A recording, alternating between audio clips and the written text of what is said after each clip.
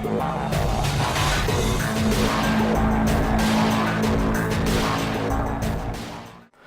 Time Machine. Chapter 7. Now, indeed, I seemed in a worse case than before. Hitherto, except during my night's anguish at the loss of the time machine, I had felt a sustaining hope of ultimate escape, but that hope was staggered by these new discoveries. Hitherto, I had merely thought myself impeded by the childish simplicity of the little people, and by some unknown forces which I had only to understand to overcome. But there was an altogether new element in the sickening quality of the Morlocks. A something inhuman and malign. Instinctively I loathed them. Before, I had felt as a man might feel who had fallen into a pit. My concern was with the pit and how to get out of it. Now I felt like a beast in a trap, whose enemy would come upon him soon. The enemy I dreaded may surprise you. It was the darkness of the new moon. Weena had put this into my head by some at first incomprehensible remarks about the dark nights. It was not now such a very difficult problem to guess what the coming dark nights might mean. The moon was on the wane. Each night there was a longer interval of darkness, and I now understood to some slight degree at least the reason of the fear of the little upperworld people for the dark. I wondered vaguely what foul villainy it might be that the Morlocks did under the new moon. I felt pretty sure now that my second hypothesis was all wrong. The upperworld people might once have been the favoured aristocracy, and the Morlocks their mechanical servants, but that had long since passed away. The two species that had resulted from the evolution of man were sliding down towards, or had already arrived at, an altogether new relationship. The Eloi, like the Carlovingian kings, had decayed to a mere beautiful futility. They still possessed the earth on sufferance, since the Morlocks, subterranean for innumerable generations, had come at last to find the daylit surface intolerable. And the Morlocks made their garments, I inferred, and maintained them in their habitual needs, perhaps through the survival of an old habit of service. They did it as a standing horse paws with his foot, or as a man enjoys killing animals in sport, because ancient and departed necessities had impressed it on the organism. But, clearly, the old order was already in part reversed. The nemesis of the delicate ones was creeping on apace. Ages ago, thousands of generations ago, man had thrust his brother man out of the ease and the sunshine. And now that brother was coming back, changed. Already the Eloi had begun to learn one old lesson anew. They were becoming reacquainted with fear. And suddenly there came into my head the memory of the meat I had seen in the underworld. It seemed odd how it floated into my mind, not stirred up, as it were, by the current of my meditations, but coming in almost like a question from outside. I tried to recall the form of it. I had a vague sense of something familiar, but I could not tell what it was at the time. Still, however helpless the little people in the presence of their mysterious fear, I was differently constituted. I came out of this age of ours, this ripe prime of the human race, when fear does not paralyze and mystery has lost its terrors. I, at least, would defend myself. Without further delay I determined to make myself arms and a fastness where I might sleep. With that refuge as a base, I could face this strange world with some of that confidence I had lost in realizing to what creatures night by night I lay exposed. I felt I could never sleep again until my bed was secure from them. I shuddered with horror to think How they must already have examined me. I wandered during the afternoon along the valley of the Thames, but found nothing that commended itself to my mind as inaccessible. All the buildings and trees seemed easily practicable to such dexterous climbers as the Morlocks, to judge by their wells, must be. Then the tall pinnacles of the palace of green porcelain and the polished gleam of its walls came back to my memory. And in the evening, taking Weena like a child upon my shoulder, I went up to the hills towards the southwest. The distance, I had reckoned, was 7 or 8 miles, but it must have been nearer 18. I had first seen the place on a moist afternoon when distances are deceptively diminished. In addition, the heel of one of my shoes was loose, and a nail was working through the sole. They were comfortable old shoes I wore about indoors, so that I was lame, and it was already long past sunset when I came in sight of the palace, silhouetted black against the pale yellow of the sky. Weena had been hugely delighted when I began to carry her, but after a time she desired me to let her down, and ran along by the side of me, occasionally darting off on either hand to pick flowers to stick in my pockets. My pockets had always puzzled Weena, but at the last she had concluded that they were an eccentric kind of vase for floral decoration. At least she utilized them for that purpose. And that reminds me. In changing my jacket, I found...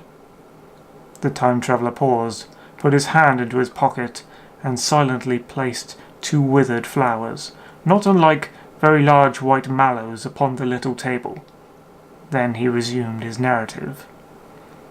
As the hush of the evening crept over the world, and we proceeded over the hill crest towards Wimbledon, Weena grew tired, and wanted to return to the house of grey stone, but I pointed out the distant pinnacles of the palace of green porcelain to her, and contrived to make her understand that we were seeking a refuge there from her fear. You know that great pause that comes upon things before the dusk? Even the breeze stops in the trees. To me there is always an air of expectation about that evening stillness. The sky was clear, remote and empty, save for a few horizontal bars far down in the sunset.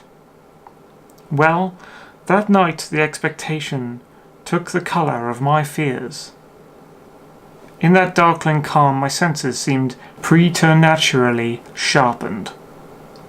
I fancied I could even feel the hollowness of the ground beneath my feet, could indeed almost see through it the Morlocks in their ant-hill, going hither and thither and waiting for the dark.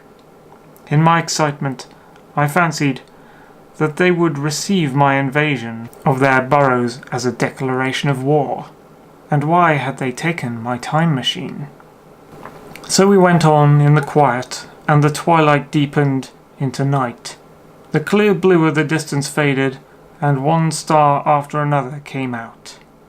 The ground grew dim and the trees black. Weena's fears and her fatigue grew upon her. I took her in my arms and talked to her and caressed her.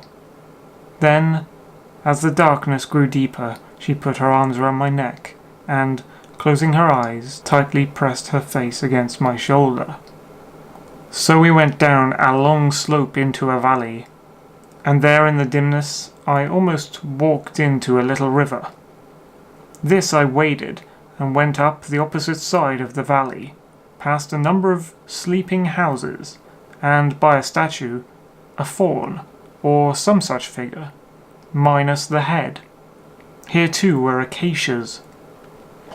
So far as I had seen nothing of the Morlocks, but it was yet early in the night, and the darker hours before the old moon rose were still to come. From the brow of the next hill I saw a thick wood spreading wide and black before me. I hesitated at this.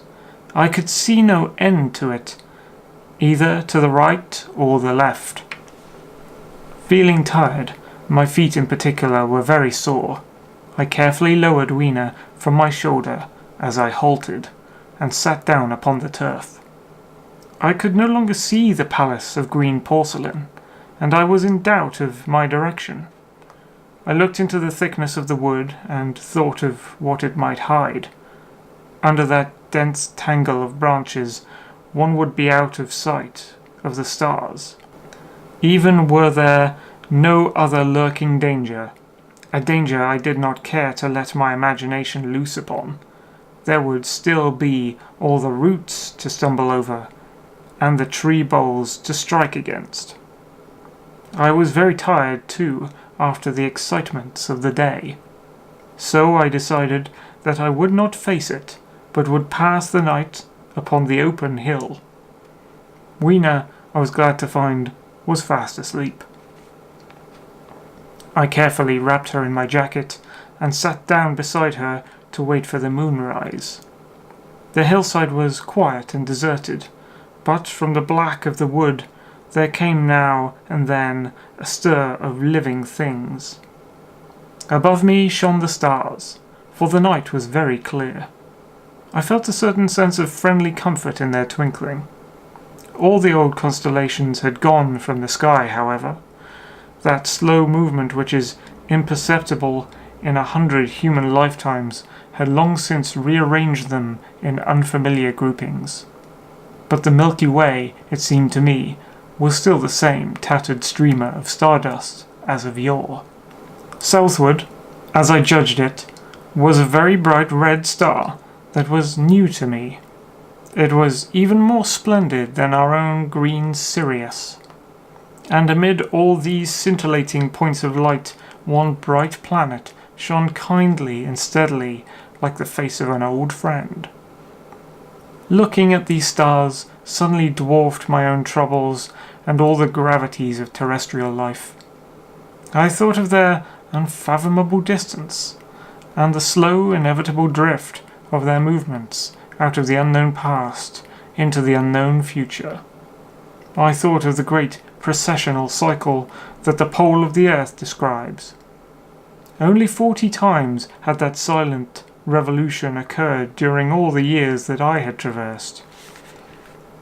And during these few revolutions, all the activity, all the traditions, the complex organizations, the nations, languages, literatures, aspirations, even the mere memory of man as I knew him, had been swept out of existence.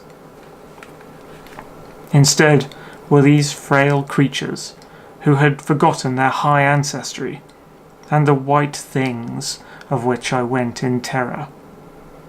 Then I thought of the great fear that was between the two species, and for the first time, with a sudden shiver, came the clear knowledge of what the meat I had seen might be. Yet it was too horrible. I looked at little Weena sleeping beside me, her face white and star-like under the stars, and forthwith dismissed the thought.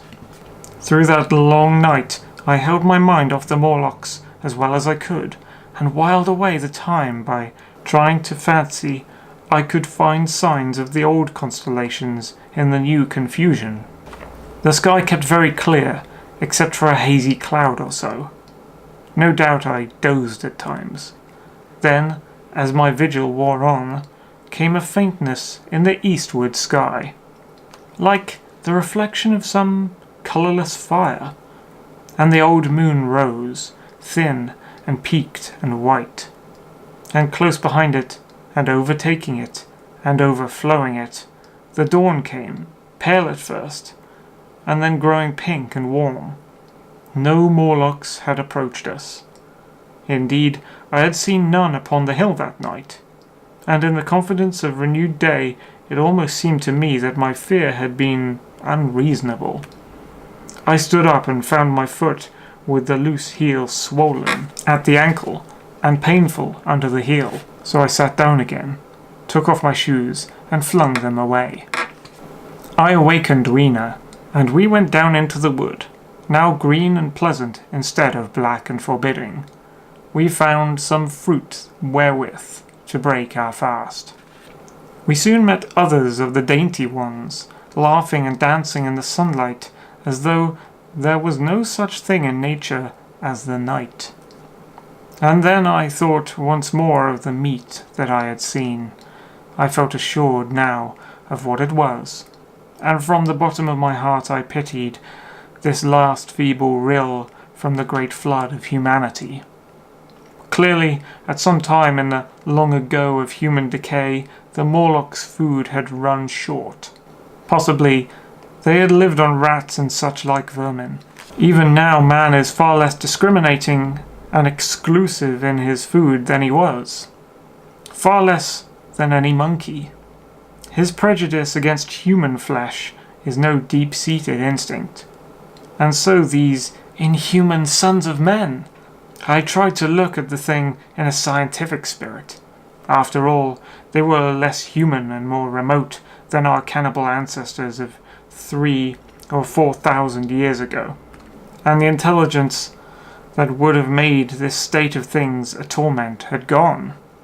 Why should I trouble myself? These Eloi were mere fatted cattle, which the ant-like Morlocks preserved and preyed upon, probably saw to the breeding of, and there was Weena dancing at my side. Then I tried to preserve myself from the horror that was coming upon me by regarding it as a rigorous punishment of human selfishness. Man had been content to live in ease and delight upon the labours of his fellow man, had taken necessity as his watchword and excuse, and in the fullness of time necessity had come home to him. I even tried a Carlyle-like scorn of this wretched aristocracy in decay. But this attitude of mind was impossible. However great their intellectual degradation, the Eloi had kept too much of the human form not to claim my sympathy, and to make me perforce a sharer in their degradation and their fear. I had at that time very vague ideas as to the course I should pursue. My first was to secure some safe place of refuge, and to make myself such arms of metal or stone as I could contrive. That necessity was immediate. In the next place, I hoped to procure some means of fire, so that I should have a weapon of a torch at hand, for nothing, I knew, would be more efficient against these Morlocks. Then I wanted to arrange some contrivance to break open the doors of bronze under the White Sphinx. I had in mind a battering ram. I had a persuasion that if I could enter those doors and carry a blaze of light before me, I should discover the time machine and escape. I could not imagine the Morlocks were strong enough to move it far away. Weena I had resolved to bring with me to our own time.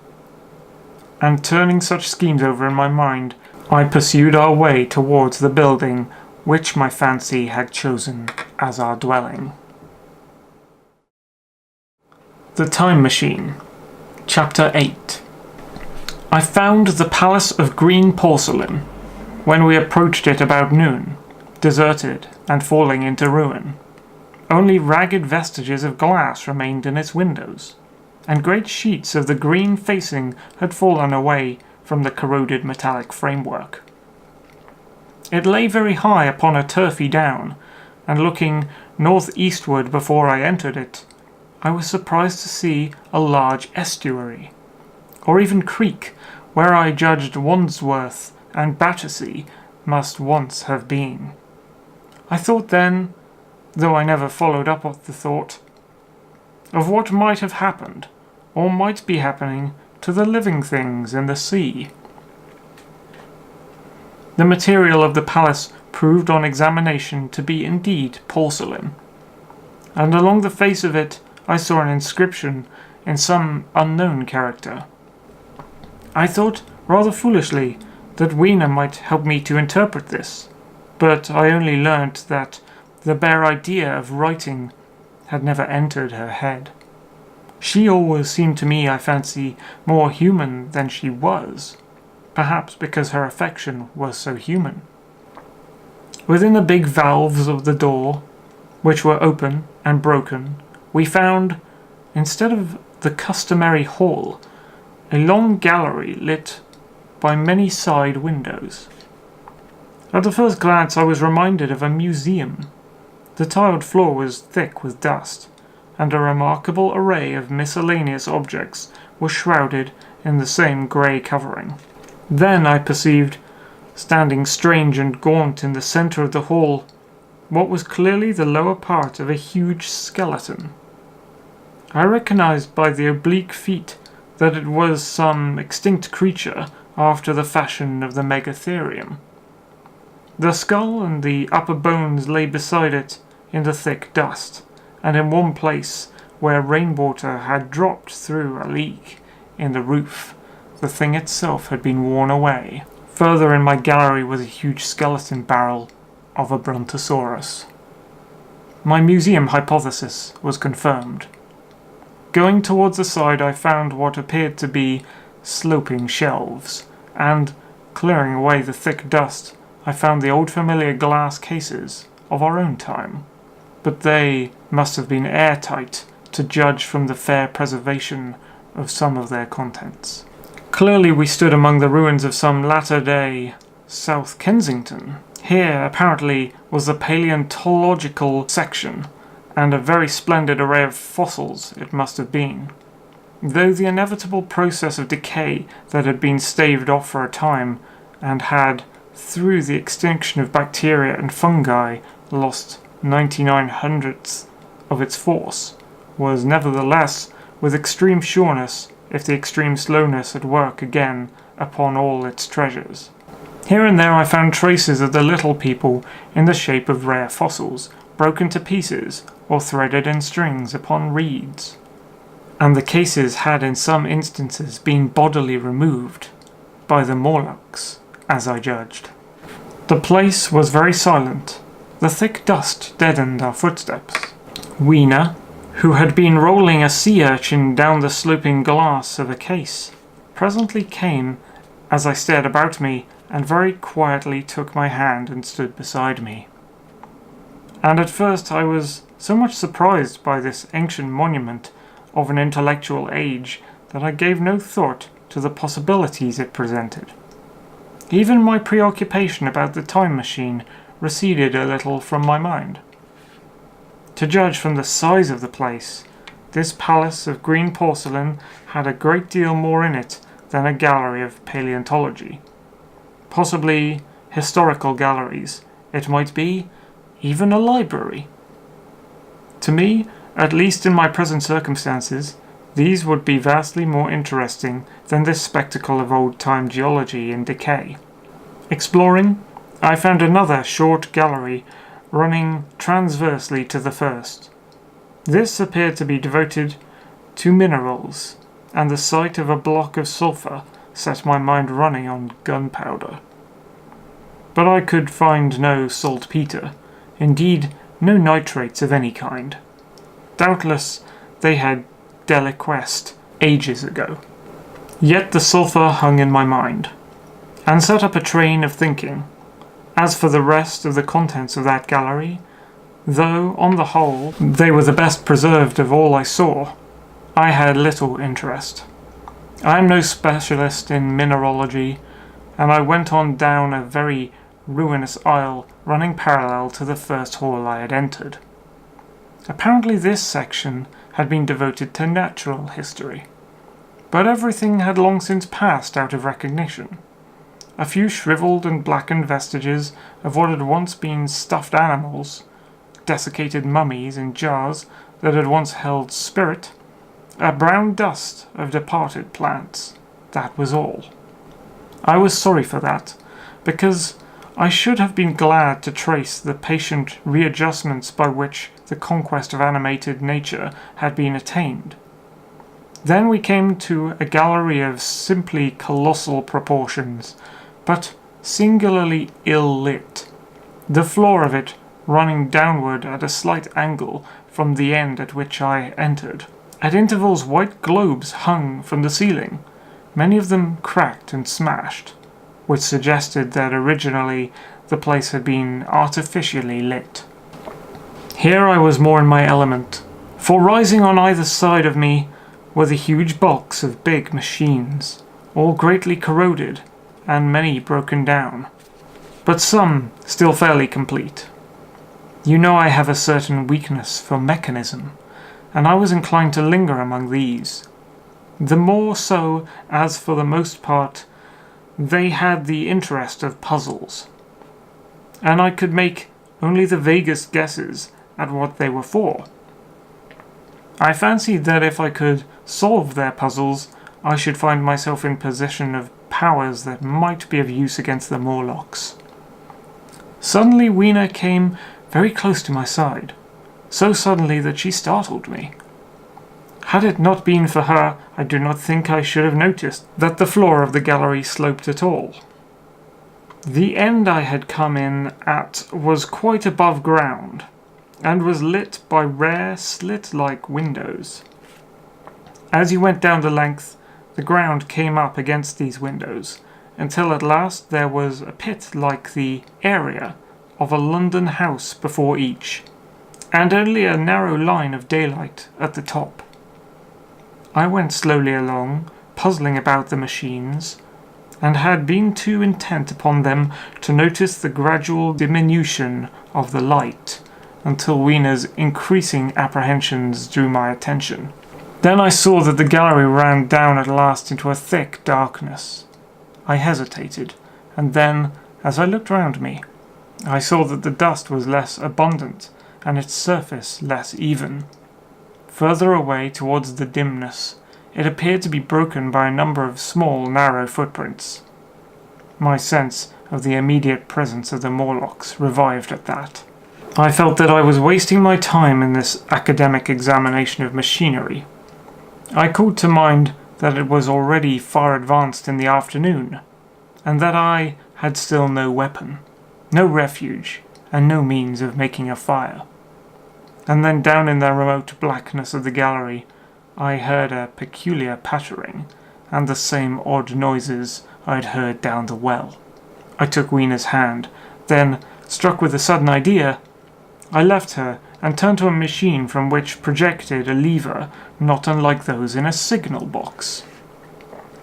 Clambering upon the stand and grasping this lever in my hands, I put all my weight upon it, sideways.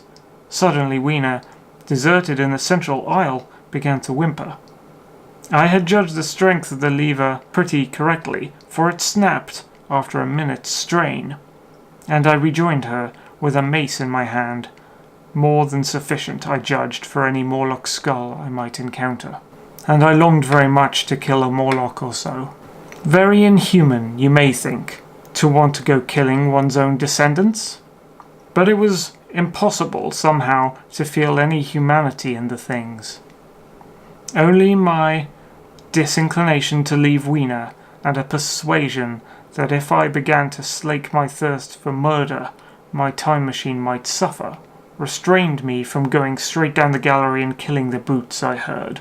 Well, mace in one hand and Weena in the other, I went out of that gallery and into another and still larger one, which at the first glance reminded me of a military chapel hung with tattered flags. The brown and charred rags that hung from the sides of it I presently recognized as the decaying vestiges of books. They had long since dropped to pieces, and every semblance of print had left them. But here and there were warped boards and cracked metallic clasps that told the tale well enough. Had I been a literary man, I might perhaps have moralized upon the futility of all ambition. But as it was, the thing that struck me with keenest force was the enormous waste of labour to which this sombre wilderness of rotting paper testified. At the time I will confess that I thought chiefly of the philosophical transactions, and my own 17 papers upon physical optics. Then, going up a broad staircase, we came to what may once have been a gallery of technical chemistry, and there I had not a little hope of useful discoveries. Except at one end, where the roof had collapsed, this gallery was well preserved. I went eagerly to every unbroken case, and at last, in one of the really airtight cases, I found a box of matches. Very eagerly I tried them. They were perfectly good. They were not even damp. I turned to Weena. "Dance!" I cried to her in her own tongue. For now I had a weapon indeed against the horrible creatures we feared, and so, in that derelict museum, upon the thick soft carpeting of dust, to Weena's huge delight, I solemnly performed a kind of composite dance, whistling the Land of the Leal as cheerfully as I could. In part it was a modest can-can, in part a step dance, in part a skirt dance, so far as my tailcoat permitted, and in part original. For I am naturally inventive, as you know. Now, I still think that for this box of matches to have escaped the wear of time for immemorial years was most strange. As for me, it was a most fortunate thing. Yet, oddly enough, I found a far unlikelier substance, and that was camphor. I found it in a sealed jar, that by chance, I suppose, had been really hermetically sealed. I fancied at first that it was a paraffin wax, and smashed the glass accordingly, but the odour of camphor was unmistakable. In the universal decay this volatile substance had chanced to survive, perhaps through many thousands of centuries. It reminded me of a sepia painting I had once seen done from the ink of a fossil belemnite that must have perished and become fossilized millions of years ago. I was about to throw it away, but I remembered that it was inflammable and burnt with a good bright flame. Was, in fact, an excellent candle, and I put it in my pocket. I found no explosives, however, nor any means of breaking down the bronze doors. As yet my iron crowbar was the most helpful thing I had chanced upon. Nevertheless, I left that gallery greatly elated. I cannot tell you all the story of that long afternoon. It would require a great effort of memory to recall my explorations in at all the proper order. I remember a long gallery of rusting stands of arms, and how I hesitated between my crowbar and a hatchet or a sword. I could not carry both, however, and my bar of iron promised best against the bronze gates. There were numbers of guns, pistols, and rifles.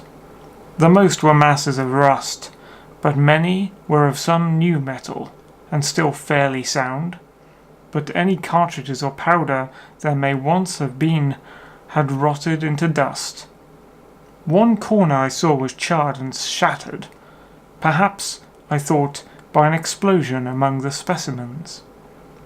In other place was a vast array of idols, Polynesian, Mexican, Grecian, Phoenician, every country on earth, I should think.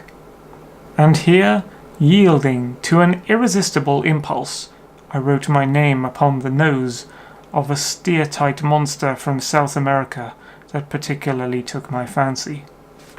As the evening drew on, my interest waned. I went through gallery after gallery, dusty, silent, often ruinous, the exhibits sometimes mere heaps of rust and lignite, sometimes fresher. In one place I suddenly found myself near the model of a tin mine, and then by the merest accident I discovered, in an airtight case, 2 dynamite cartridges. I shouted, "Eureka!" and smashed the case with joy. Then came a doubt. I hesitated. Then, selecting a little side gallery, I made my essay. I never felt such a disappointment as I did in waiting 5, 10, 15 minutes for an explosion that never came. Of course the things were dummies, as I might have guessed from their presence. I really believe that, had they not been so, I should have rushed off incontinently and blown sphinx, bronze doors, and, as it proved, my chances of finding the time machine altogether into non-existence. It was after that, I think, that we came to a little open court within the palace. It was turfed, and had 3 fruit trees, so we rested and refreshed ourselves. Towards sunset, I began to consider our position. Night was creeping upon us, and my inaccessible hiding place had still to be found. But that troubled me very little now. I had in my possession a thing that was perhaps the best of all defences against the Morlocks. I had matches. I had the camphor in my pocket too, if a blaze were needed. It seemed to me that the best thing we could do would be to pass the night in the open, protected by a fire. In the morning, there was the getting of the time machine. Towards that, as yet, I had my own iron mace. But now, with my growing knowledge, I felt very differently towards those bronze doors. Up to this, I had refrained from forcing them, largely because of the mystery on the other side. They had never impressed me as being very strong, and I hoped to find my bar of iron not altogether inadequate for the work.